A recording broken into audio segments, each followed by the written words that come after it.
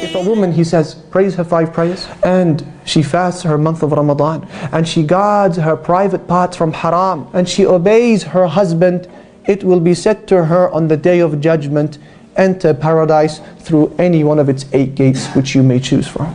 This is what I mean when I say sister in Islam. Oh blessed sister, if they are listening to you, guide them to that which will bring them an optimum return in their akhirah. Otherwise it will be a betrayal to the status that Allah Almighty has given you and the position. Somebody may say, well, why don't you promote sisters to work? And the answer to that is because I don't need to do that. A cursory glance at the university campuses will show you that sisters are already doing these things. But what we do lack, and the niche that we have at the moment that needs its fill, is that courageous sister who is able to articulate a case for our sisters who want to be a devout wife and an outstanding, marvelous woman, promoting this vision that Allah Almighty has placed for women as is taken from the Quran and the Sunnah. Look at the qualities that were identified in the 4 greatest women to ever walk the earth.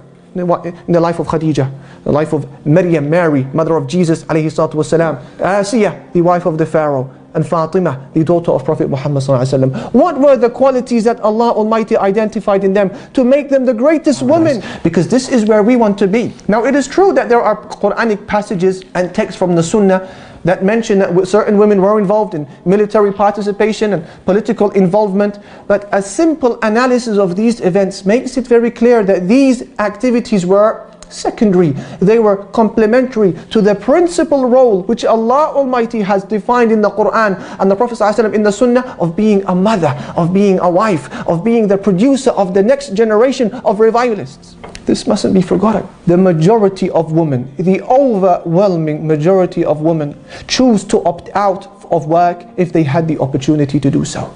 Rather than being defined by a career or by a profession, as Christina says, the majority of women find self-satisfaction and self-realization in being a carer, a community member, a partner, she says, and above all, a mother.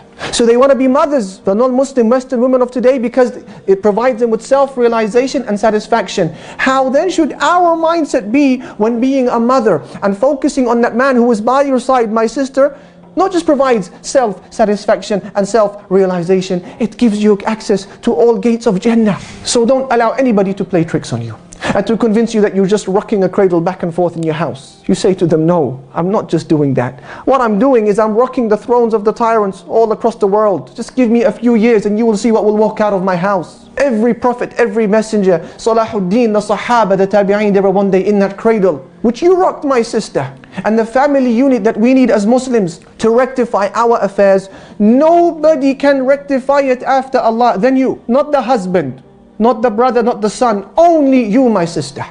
Motherhood is not a part-time job. It is the fullest of full-time work. And that is why a woman who gives it its right and focuses her attention, she is given the fullest of full rewards.